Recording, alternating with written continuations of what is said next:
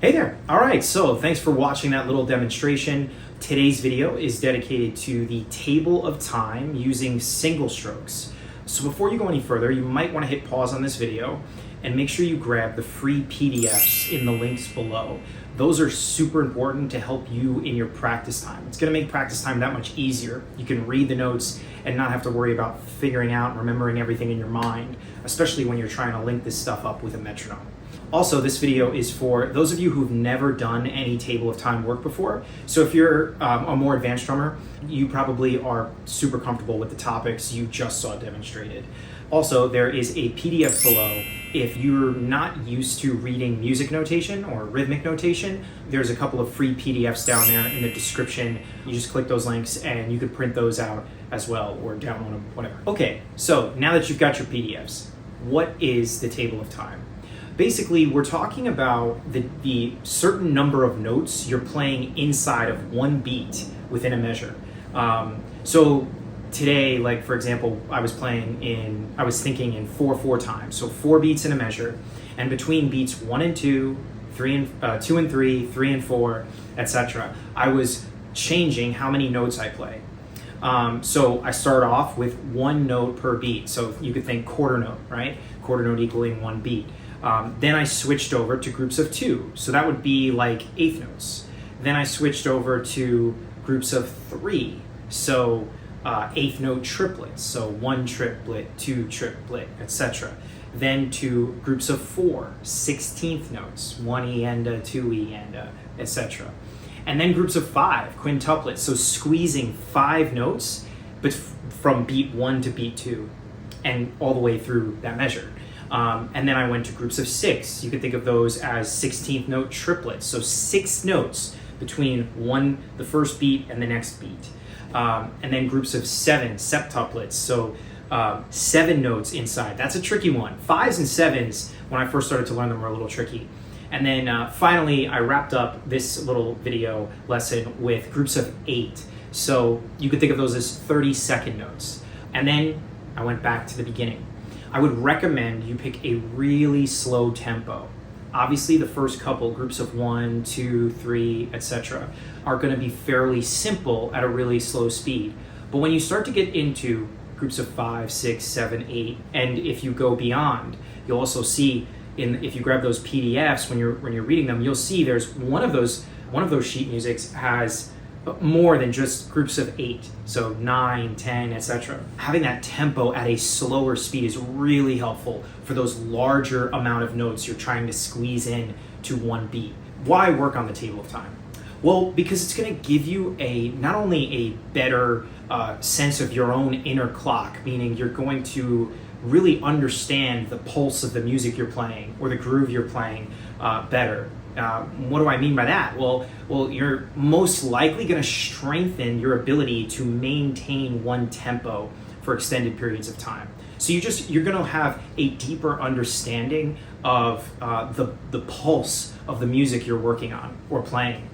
Another benefit of the table of time is it's going to open up your creativity. So if you feel like you're kind of stuck in a rut of doing the same type of notes when you play a drum fill, for example, or let's say if you take that even a step further, when you're trying to compose a drum solo or perform a drum solo, if you feel like you're constantly going to the same licks, phrases, or just the same type of notes, like maybe all you really know is quarter notes, eighth notes, maybe eighth note triplets, and 16th notes. If you're looking to branch out beyond that, learning how to squeeze quintuplets in there, groups of 5. Learning how to use 16th note triplets. Learning how to use 30-second notes, groups of 8, etc. It's going to open up your creativity.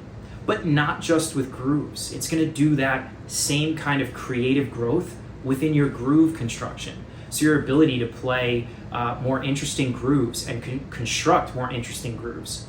I even think it helps in a way with learning odd time signatures. So if you're only familiar with 4/4 or 2/4 time, I think learning how to play those different subdivisions of notes, meaning like different rates of notes, how many notes you're playing in between the beat, inside of one beat, I actually think helps when you eventually find yourself having to learn how to play in 5 or in 7 or in 9 or something like that. So those are just a couple examples of why I think practicing the table of time is beneficial. Actually, last thing, maybe this is obvious to some of you, but it's going to help you with your hand technique. It's going to help you develop speed, control, endurance, all of those kind of things. And honestly, when you have to squeeze that many notes into one beat at any tempo, honestly, your hands are moving really quickly. You have to learn how to relax your grip. You have to learn how to relax your arms, your shoulders, your whole body, really. If we're tense, I'm sure you may have experienced this. If we're tense, we tend to not be able to play fast, or we don't have the stamina and endurance to play fast for extended periods of time. So developing your hand technique is another one of the benefits of practicing the table of time. So my recommendation, pick a super slow tempo.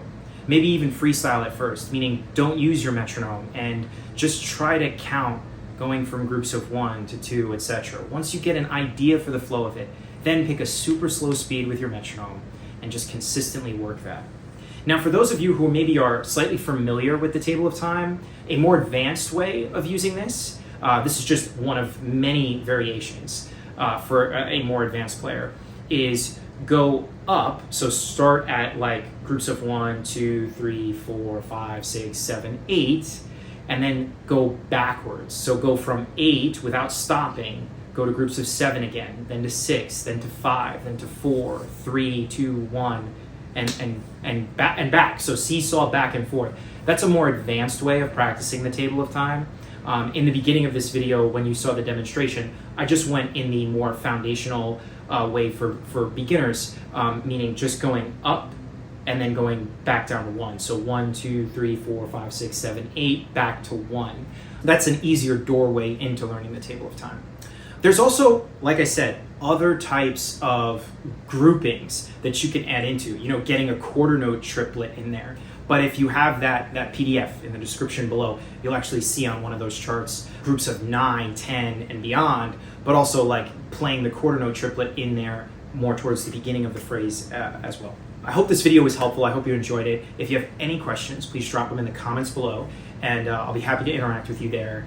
As always, do all the YouTube-y things. I'd be so grateful if you did that, meaning like this video, maybe share it with another drummer who's not familiar with the table of time. And if you've not yet subscribed to the channel, I'd be super honored if you would subscribe. It helps any of that interaction from you, the viewer, helps this channel reach new drummers. And my goal here on the DrumShed is to reach students or aspiring drummers who maybe don't have the means of taking private lessons, one-on-one instruction, or in group form. So your interaction helps reach those people. Anyway, thank you so much for being here. I hope you enjoy practicing the table of time. I hope you have a very blessed day.